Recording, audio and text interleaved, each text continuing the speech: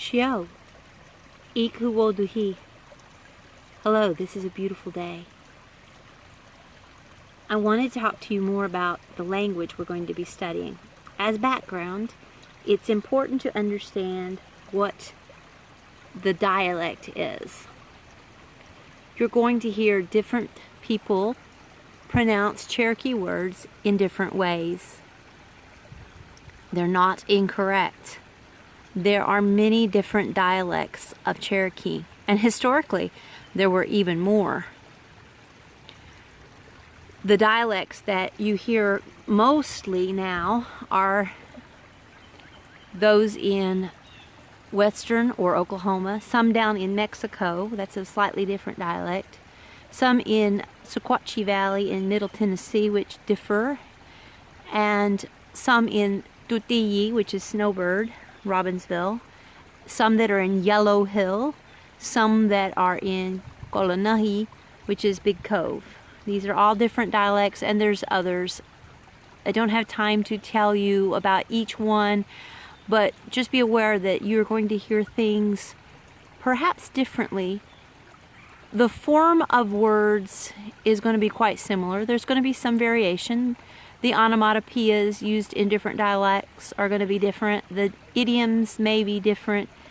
But the meanings of the written are generally unchanged. There has been some language drift from what is spoken out east in North Carolina as opposed to what is spoken out west in Oklahoma. And Oklahoma's had contact with more Spanish, although that's happening out in North Carolina now, that has affected the way the language has been spoken. So there are going to be changes. Be tolerant of another person's dialect.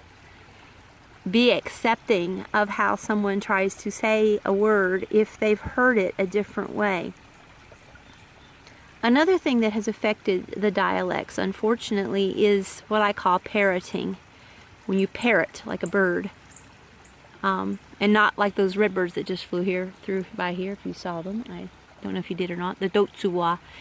Anyway, a person who learned phrases and memorized those phrases and then used them, and then someone else heard them use those phrases and memorized them, and so on, and went down with variation. They may think that's the only way to say something, or they may have learned it incorrectly, or it might just be how people say stuff as opposed to how it could be said. Like in English, when we speak proper English, as it's said, following all the rules, or when someone speaks slang or not so proper and doesn't follow the rules, but everyone understands them. So there's variations that you also need to be aware of in that.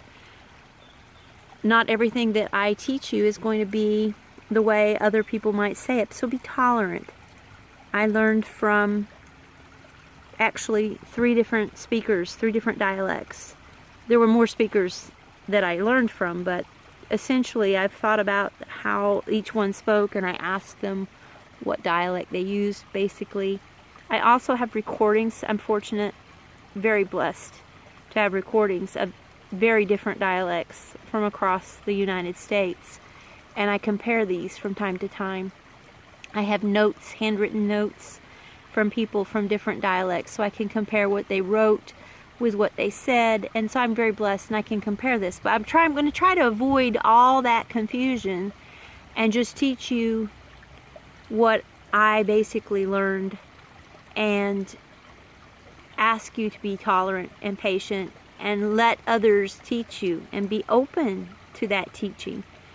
And if someone has learned a phrase that they parrot from their grandparents, be glad that they actually have that connection, and learn their way, but also study what the rules are and what might be maybe not more correct, but a more universal way of saying it, so that what we can do is communicate better and understand one another. And isn't that the goal of language? Shki, thank you.